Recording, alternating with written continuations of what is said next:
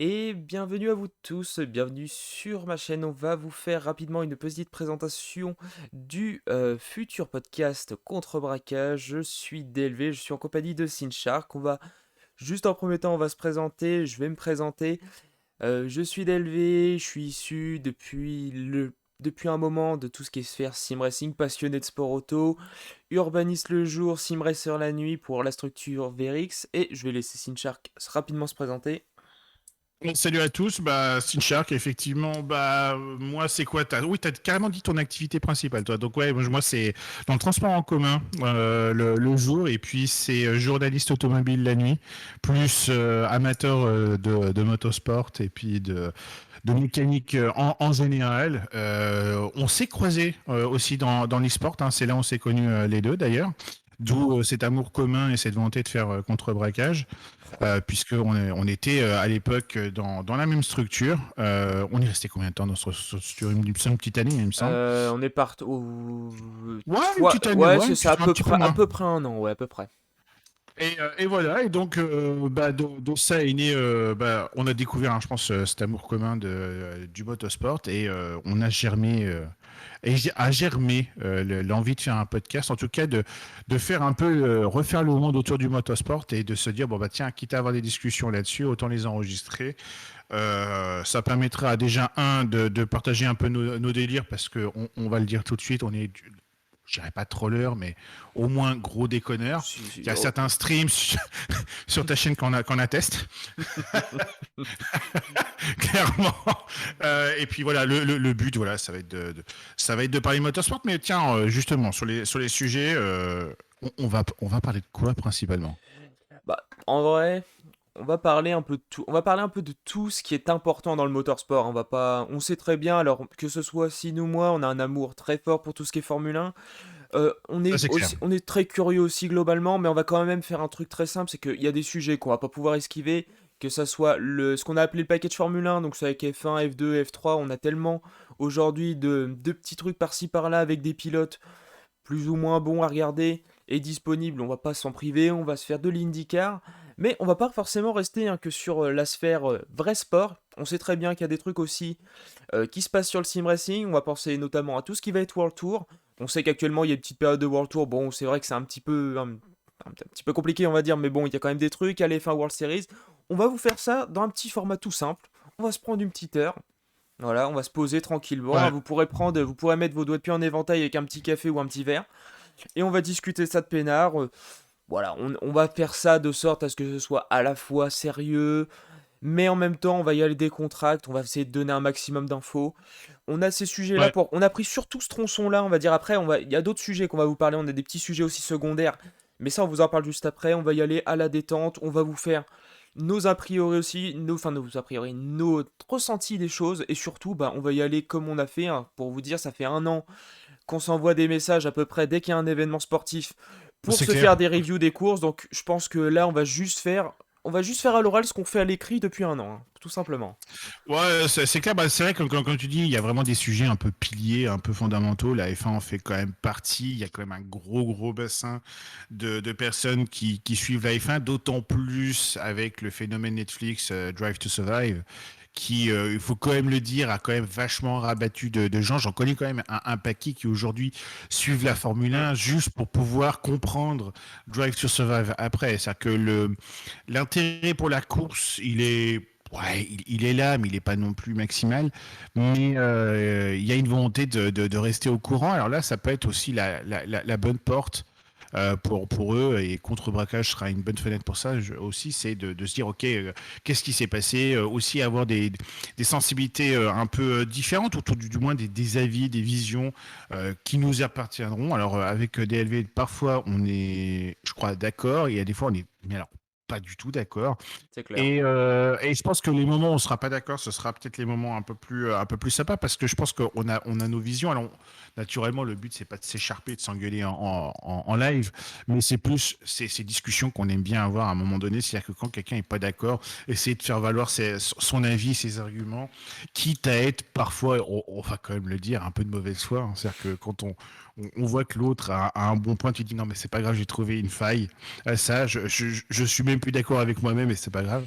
Donc voilà, le but, c'est, comme tu dis, ça va être d'être le plus sérieux possible sur les résultats, sur les infos données, mais dans une ambiance décontracte. Et c'est vrai qu'on a fixé une limite d'1 heure, parce que bon, après, c'est compliqué à écouter, on trouve. Oui. Je garantis pas hein, que le format 1 heure soit conservé à chaque fois, parce que bon, on va très vite à digresser et puis aussi à tailler le bout de gras sur un sujet. Ouais. Mais on s'est fixé déjà cet objectif-là de base, qui, je pense, est relativement raisonnable. Ouais, c'est clair. Mais en fait, pour vous situer juste sur le format, en fait, on sait qu'il y a aussi des moments où est-ce qu'on va où va y avoir des semaines où honnêtement, voilà, le sport auto, bon, il y aura pas grand-chose à dire.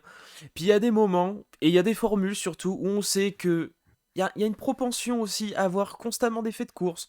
Moi, je vais vous situer, je vais rapidement aborder sur certains sujets secondaires. On va parler par exemple de Formula I. On sait très bien Ouais. le bordel intersidéral que peut être une course de Ah ouais, Formula total. I. Donc, à mon avis, un format d'1 heure, il y a des moments où est-ce qu'on va être un peu cutchy. Bon, voilà, on reste quand même sur un format très simple. On parle d'1 heure. On se dit, c'est à peu près le standard qu'il y a. On s'est basé sur d'autres podcasts qui sont déjà existants. Moi, je pense notamment à les. Super, j'ai oublié le nom. Le Il y a format The qui est. Race qui est assez Ouais, inspirant dans ce format-là, et le en tout format cas à titre notamment perso. qui est fait aussi par la Formule 1 justement aussi, qui a un Ouais, tout à format qui fait, est ouais, bien. exactement. Voilà, on est sur un format d'1 heure, bon, on va y aller détente. On va aborder aussi, juste pour vous dire, un peu plus de manière pas forcément constante, on va dire, parce que c'est pas forcément les trucs qu'on souhaite faire en premier. Il y a d'autres petits sujets qu'on va forcément aborder. Forcément la Formule I, on va avoir le WEC. D'autres formules Ouais. aussi que vous connaissez bien et qui sont vachement connues, hein, le WRC, la NASCAR, le DTM. On sait que c'est des trucs qui fonctionnent avec tout le monde, c'est des championnats, voilà, que grosso modo on a toujours des infos, mais on va aussi aborder des trucs peut-être un peu plus deep, du genre le VLN, pour ceux qui connaissent pas, c'est le championnat Ouais. qui se déroule sur le Nürburgring, le V8 Supercar, qui est franchement très peu connu en Europe, le WTCR, qui est pas tant regardé ça et qui mériterait peut-être d'en parler un petit peu, Ouais, et plus couverture, une plus grosse couverture, hein. c'est ça. Puis on va voir des petits trucs aussi. Moi, on avait pensé à des choses, genre l'INASCAR, parler un petit peu. Pourquoi? Parce qu'il y a de la promotion à faire. Puis le sim racing, nous, on aime bien, tout simplement. Bon, on a été un Non, peu. c'est clair, c'est clair. C'est pas comme si on a été pendant un an dedans. Donc, à un moment, je pense qu'on a voilà, on aime bien ça. Et on parlera aussi de de ce qui se passe sur Assetto Corsa Competition, avec notamment le championnat GT3 de Stéphane Rattel. Parce que ce bon Stéphane Rattel, voilà, il a fait déjà un super championnat. Et en plus de ça, il fait un très bon championnat e-sport. Ça va permettre de débattre dessus. Bon, bien sûr, il y a moyen qu'on troll énormément, on va pas se mentir, hein, parce que nous, Oui, on est très très friands de tout ce qui va pas en fait, surtout, hein, on va pas se mentir. bah c'est clair que quand il y a un petit ouais, c'est dès qu'il y a des petits événements, c'est surtout que ce sont des milieux qui sont en train de se construire, donc ça veut dire qu'il y a à boire et à manger. On va pas se mentir, en tout cas c'est un peu le feeling que j'ai, c'est-à-dire que il y a des structures qui sont en train de se professionnaliser, il y a des structures qui prétendent être professionnelles, moi je le dirais comme ça, donc vous voyez déjà le ton, qui prétendent déjà être professionnelles et qui ont un petit peu de mal. Il y a vraiment de tout. Donc, le but, ce sera pas être dans la moquerie, mais c'est d'être un peu dans l'humour d'Arlequin, c'est-à-dire d'en faire un sujet rigolo, mais aussi de pointer sur les opportunités qu'il pourrait y avoir dans ce milieu-là, et puis de suivre aussi l'évolution du e-motorsport, parce qu'on va pas se mentir, je pense que ça sera quand même une porte d'entrée au motorsport standard, on va dire réel, à l'avenir. On voit très bien que c'est en train de se développer, hein. On voit bien des structures comme R8G qui sont en train voilà, d'attirer des gens comme Romain Grosjean qui sont en train de créer des structures. Il y a j'en parlais même directement avec Monsieur Fassler. J'ai oublié son prénom, mince. Michel, c'est ça? Tu dis pardon? Michel Fassbender? Non, j'ai oublié. Non, c'est. J'ai oublié, excuse-moi.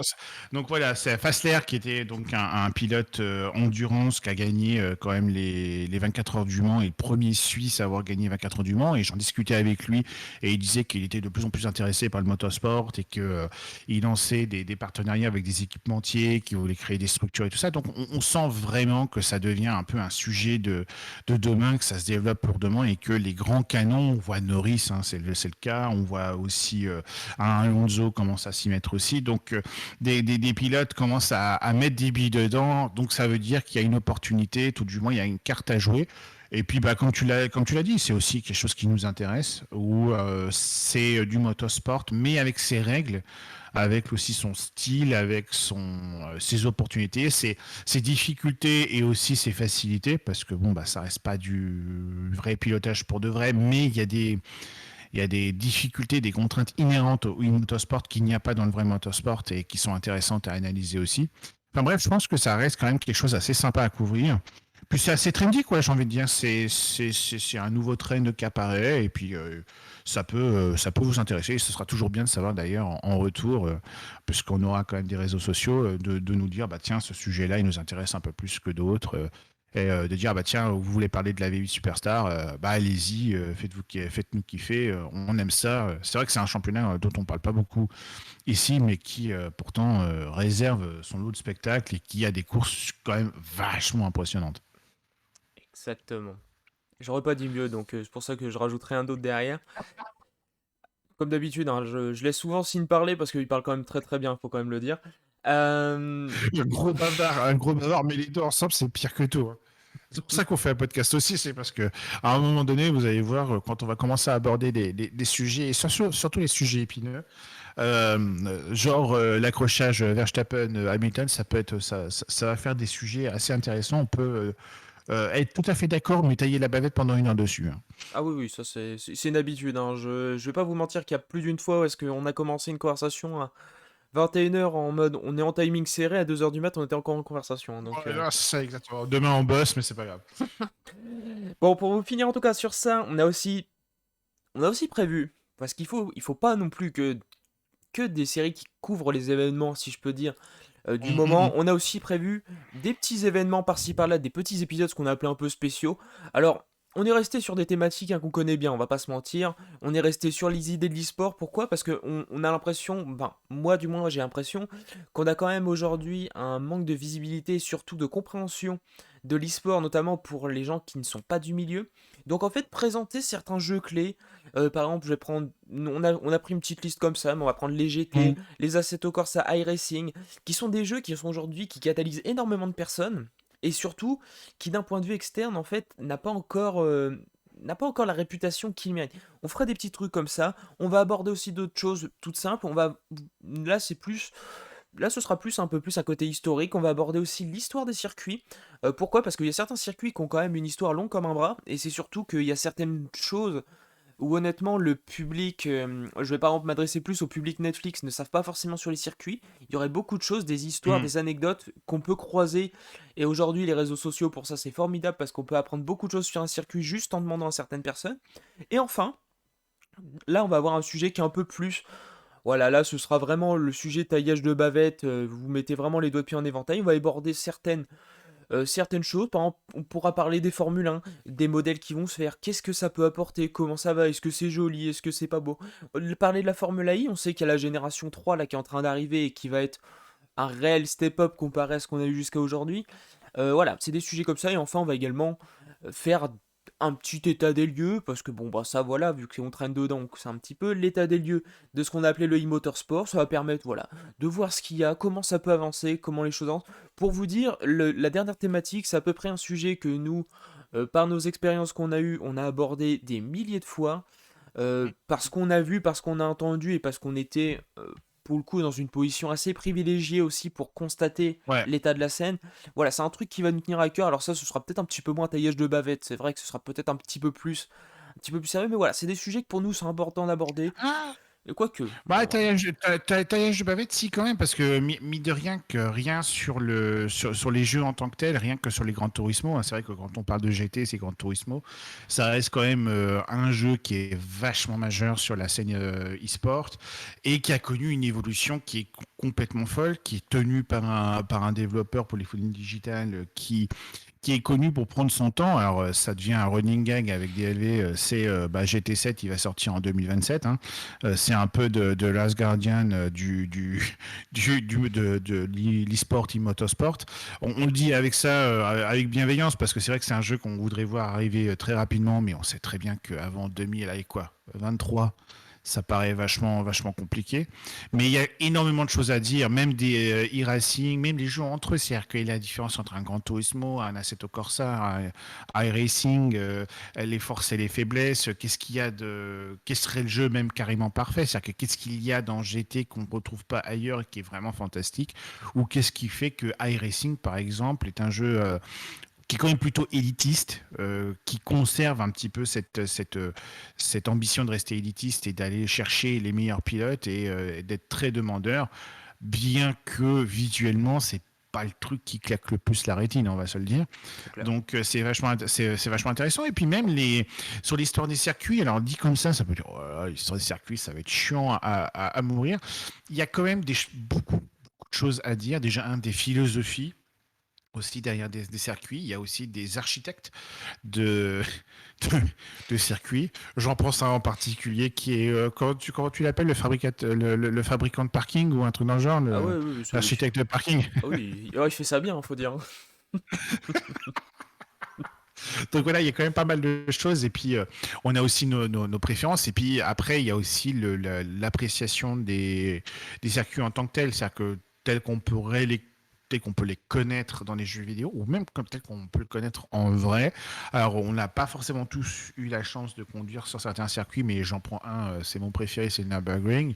Bah, typiquement, la représentation du Nürburgring dans les jeux vidéo et dans le réel, pour avoir conduit au Nürburgring pour de vrai, il y a un monde, il y a un fossé. Et on sent d'ailleurs dans chaque jeu, il y a une interprétation du Nürburgring avec plus ou moins de fidélité, avec des difficultés supplémentaires dans les jeux vidéo que tu n'as pas en vrai et vice-versa, quoi. Donc, je pense en premier lieu, par exemple, les vibreurs dans les jeux vidéo, on les prend allègrement, alors qu'en vrai, si tu le fais, tu te satellises et tu vas dire coucou à un tonton en tribune, comme Didier Helvé, quoi. Donc là, c'est des choses qui sont super intéressantes. Et puis même après, je pense des vrais sujets comme la F1 2022, hein, le modèle qui arrive l'année prochaine avec les évolutions techniques. Alors il y a beaucoup de gens qu'on en a déjà pas mal parlé. Et d'ailleurs très très bien. Là, je pense que ce sera surtout du taillage de bavette parce que oui, on va faire un rappel de qu'est-ce qu'une F1 2022 avec quelles évolutions techniques, quels changements principaux, mais on va pas tenir un épisode là-dessus. Ça va être plus en mode quelles sont nos espérances, vers où ça va aller, est-ce que ça va vraiment tenir la baraque, est-ce que le retour de l'effet de sol, par exemple, c'est une vraie bonne idée, est-ce qu'on va enfin retrouver du spectacle, enfin bref, on va plutôt tailler la bavette là-dessus. Et comme tu disais, la Formule I Génération 3, qui est quand même aussi une grosse avancée pour le sport et pour la Formule électrique, bah, ça, il y aura quand même du taillage de bavette. Hein. Ah bah, ouais, je compte bien tailler Di Grassi aussi au passage. Ouais, Euh, D'ailleurs, on n'a pas abordé un petit truc aussi, rapidement après, on va vous laisser aussi vaquer à vos occupations. L'idée aussi de certains autres sujets, et globalement de ce qu'on compte faire aussi, c'est qu'il y a des éventualités aussi qu'on puisse accueillir des acteurs externes. C'est-à-dire que on a de la chance aussi d'avoir des gens autour de nous qui sont des fois pour certains sujets très compétents. Donc en fait, on va pas s'en priver, hein. Écoutez, il va peut-être c'est clair. je spoil rien parce que ça sert à rien de vouloir lancer des bouteilles à la mer tout de suite. Mais logiquement, pour certains sujets, on aura certaines personnes qui seront très intéressantes, qui vont nous aider aussi des fois à avoir un autre point de vue, qui vont se mêler à nous aussi pour ça. On a contacté un peu de monde. Je vous en dis pas plus, on verra ça à la suite des épisodes. Mais vraiment, voilà, c'est un truc, on se dit, on a notre point de vue. Bon, puis nous, on a nos points de vue aussi, des fois un peu tranchés sur certaines choses. Avoir un Oui, c'est acteur clair. externe en vrai, voilà, ça va rafraîchir aussi le truc. Et je vous garantis pas non plus qu'on puisse pas, on vous a énuméré beaucoup de sujets, qu'il n'y ait pas non plus des fois des sujets plus basés, des fois des modes un peu plus, entre parenthèses, interview, des fois ressentis. On sait qu'il y a des personnes qui sont très friands de ce type de format. On sait que des Oui, fois il y a c'est clair. des pilotes ou des managers ou des gens du milieu qui sont des fois très accessibles et qui sont, je pense, seraient tout à fait d'accord pour venir tailler justement cette bavette encore une fois avec nous. Bon, au final, il va plus rester grand chose sur cette bavette là, mais c'est pas grave. Mais voilà, C'est clair, ouais. l'idée c'est quoi là certes, on fait ça entre nous, on fait ça à la bonne franquette pour tout le monde aussi, pour faire plaisir aux gens et à nous. Mais voilà, s'il y a des gens externes des fois qui souhaitent participer sur certaines thématiques ou nous soumettre des trucs, n'hésitez pas. De toute manière, nous on est dispo. Voilà, puis on n'est pas les moins abordables du monde, hein. Vous pouvez y aller. Bon, tant que vous venez pas, vous venez pas parler de la daronne en privé, moi ça me va. Oui, oui, oui, et c'est ça, c'est que ouais, On va éviter, ouais, s'il vous plaît. On a vu assez d'horreur pendant la guerre. Et puis, non, c'est surtout que je- il y a vraiment beaucoup, beaucoup de sujets qui sont super intéressants, comme tu dis, dans le mode un peu interview où il y a un peu des écoles de vie aussi. L'e-motorsport, comme toute structure qui est un peu naissante, qui se structure, qui s'organise, faut imaginer ça un peu comme un chaos cosmique qui est en train de s'organiser en galaxie avec des naissances d'étoiles et tout ça. C'est vraiment la même chose. C'est vraiment l'image que j'ai eue de l'e-motorsport, c'est-à-dire que quand je dis qu'il y a à boire et à manger, c'est pas forcément négatif, c'est-à-dire que il y a beaucoup de bonne volonté, il y a beaucoup de volonté, il y a beaucoup de comment dire, ils veulent beaucoup d'acteurs dans le milieu veulent faire de belles choses, faire avancer et puis aller sur leur chemin tout simplement. Et c'est hyper instructif. C'est-à-dire que ce qu'il faudrait faire, ce qu'il ne faut pas faire, les difficultés aussi, les contraintes. Hein. Ça, par exemple, aujourd'hui, dans l'e-motorsport, il faudrait avoir des structures un peu globales au niveau soit des pays, soit européens, ou soit privés, ou d'ailleurs, quel est le bon choix? Est-ce qu'il faut aller dans des structures fédératrices privées ou plutôt étatiques avec des systèmes de fédération gérés par l'État ou tout du moins adoubés par des États et des structures officielles? Bah, tout ça, ce sont des vrais sujets. C'est-à-dire que est-ce que la structure associative est un passage obligé, est une bonne chose, ou il faut tout de suite passer par des structures business? Mine de rien, c'est super structurant. Et derrière, bah, il y a le caractère humain hein, qui est, Mm. qui est super intéressant à développer. C'est qu'est-ce qu'on apprend là-dedans et ça peut servir dans l'absolu parce que ça touche pas le côté purement technique. Au final, c'est-à-dire comment on conduit dans l'e-motorsport sur Gran Turismo. Oui, naturellement, on parlera, je pense, à un moment donné de ça. C'est-à-dire que, tiens, quels sont tes trucs et astuces, comment tu sens telle ou telle chose, quelles sont tes voitures préférées, circuits préférés, en compétition, bah tiens, voilà, tu as fait tel ou tel résultat, comment ça s'est passé. Oui, naturellement, on abordera aussi ça un petit peu, je pense. Mais il y aura un peu des sujets un peu méta, c'est-à-dire le développement personnel dans l'e-sport, trouver sa place, les objectifs, est-ce que c'est facile, pas facile, enfin bref. Il y a énormément de choses à couvrir, donc je pense même que ça se séquencera par épisode. Et bah, comme tu l'as dit, hein, s'il y a des gens qui sont friands de ça, de partager leur point de vue, leur vision, leur expérience, bah, faites-vous plaisir. Hein. Il y aura des réseaux sociaux pour ça, que ce soit nos comptes personnels ou que ce soit le compte de contre-braquage. Bah, je pense que vous pouvez nous envoyer un petit truc et c'est avec plaisir qu'on vous recevra. C'est, je pense, des bons formats un peu intermédiaires entre deux épisodes un peu review, d'aller parler motorsport et expérience personnelle. Ça peut être super méga intéressant. Ouais, totalement. Pour vous conclure, en tout cas, voilà, parce que bon, on va pas non plus, on va pas vous tenir la Oui. jambe trop longtemps. Euh, Là, pour le moment, juste pour vous situer, la première est sur YouTube pour la simple et bonne raison, c'est qu'on a une mise en place juste à faire vis-à-vis d'autres plateformes pour être potentiellement écouté sur sur des plateformes comme Spotify, par exemple, Deezer, ou même des plateformes plus typées podcast à proprement parler. Donc Mhm. n'hésitez pas en tout cas, si jamais il y a une remarque, déjà, à mettre un petit truc en commentaire. Je sais pas si à l'avenir, si on continuera quand même dans le doute, peut-être à faire un petit montage et mettre ça sur YouTube. C'est possible, je garantis rien, mais c'est possible. Ça pourrait, à la limite, pour les personnes Bah, qui sont... YouTube fait partie quand même, ouais, YouTube fait quand même partie des plateformes de distribution. Ça fait partie d'un canal comme un autre aujourd'hui, d'autant plus avec YouTube Premium qui permet d'écouter comme Spotify par exemple, d'écouter quand le téléphone est verrouillé par exemple. Alors tout le monde n'a pas YouTube Premium hein, naturellement, mais quand on sait qu'aujourd'hui les principaux revenus de YouTube viennent de la musique viennent du divertissement et des podcasts et des trucs qui sont enregistrés et plus vraiment de la vidéo traditionnelle. Je pense que ça reste un canal comme un autre. Alors oui, c'est sûr qu'on visera essentiellement Spotify, Deezer, Apple Music en premier lieu parce que ça reste les trois grands canons du milieu, donc et canaux de diffusion principaux. Mais YouTube, c'est pas déconnant. C'est-à-dire que, vu que toi, DLV, voilà, t'as la chaîne et que t'as du contenu là-dessus, bah, j'ai envie de dire, c'est de l'offre supplémentaire. Exact. Donc pour vous, voilà, juste parce que de toute façon t'as à peu près tout dit sur ça, donc voilà, vous inquiétez pas, il y aura d'autres canaux de diffusion. De toute manière, ça sera communiqué aussi sur les réseaux. Pour le moment, là il y a des choses qui vont se mettre en place. La création aussi de tout simplement du Twitter est également en cours. Donc ce que Mhm. je vous invite, en tout cas si vous avez apprécié, n'hésitez pas comme d'habitude, hein, le template classique, lâchez un like si vous n'êtes pas abonné, abonnez-vous.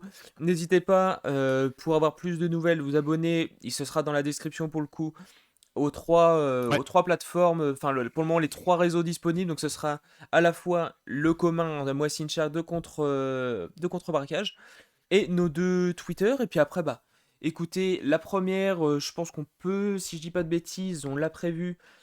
Si je dis pas de bêtises, c'était pour le. La première, ouais, c'est courant septembre en fait. On a décidé de caler en fait le calendrier diffusion par rapport au calendrier Formule 1.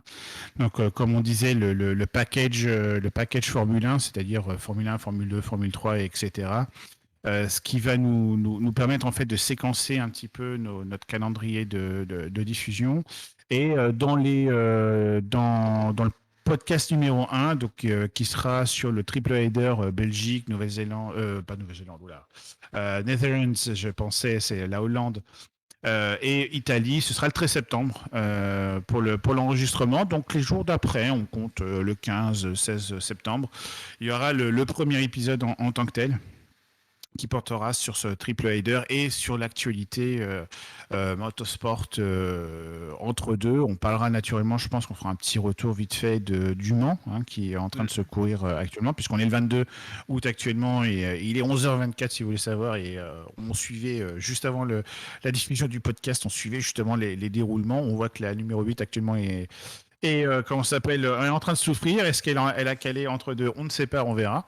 Mais voilà, on parlera de l'activité motorsport, de l'actualité motorsport entre les deux. Et ça portera principalement sur le triple header Formule 1, Belgique, Hollande. J'ai du mal à trouver, je ne trouve pas Netherlands, Dis les Pays-Bas, Pays-Bas, hein. voilà, Pays-Bas. Pays-Bas, tout simplement, je ne trouvais pas Pays-Bas, tout simplement. Donc Belgique, Pays-Bas, Italie. Et je pense que là, il y aura quand même des choses à dire. Ce sera le retour de la période estivale, de la pause estivale. Je pense que, en tout cas, j'espère. Je le dis maintenant, j'espère que mes vœux seront exaucés, que ça va tabasser, que Mercedes et Red Bull se foutent sur la gueule avec un McLaren en embuscade, et pourquoi pas des Alpines qui créent la surprise, même si là tout de suite maintenant, je suis un peu sceptique.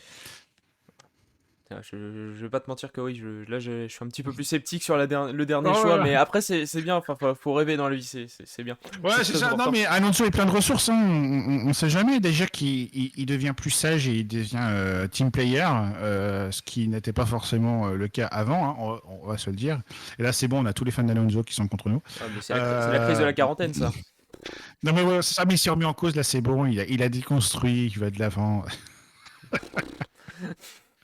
Aïe En aïe fait, aïe. non, il va assassiner Ocon en Ah, deuxième partie de saison. il va y demander plus de place, on va rien comprendre. Mais C'est ça. aïe aïe aïe. Mais ouais, on va vous faire ça, le triple header, et puis après, de toute façon, il y aura un. Bon, je dis pas que le calendrier de diffusion sera forcément toujours très stable, parce que bah voilà, on a aussi des impératifs en dehors, hein, bien entendu. Mais voilà, on essaiera de se baser à peu près sur un rythme, voilà, des gros événements, Mhm. essayer d'être quand même assez régulier, parce que c'est vrai que c'est plutôt cool d'avoir un truc, d'avoir un rendez-vous. Après, voilà, même pour nous, même pour vous, ce sera plus simple aussi à se repérer. Et je pense qu'on a fait le tour de la question. Maintenant, je pense qu'on va pouvoir se laisser sur ça. C'est clair. Parce que de toute façon, il va tomber sur les heures où il va falloir commencer à préparer à manger. Et ce que je fais, bah, je te remercie en tout cas, Sinchar, bah, déjà d'être venu présenter avec moi. Et puis, bah, on se dit à la prochaine. À plus. Et portez-vous bien surtout. Allez, ciao!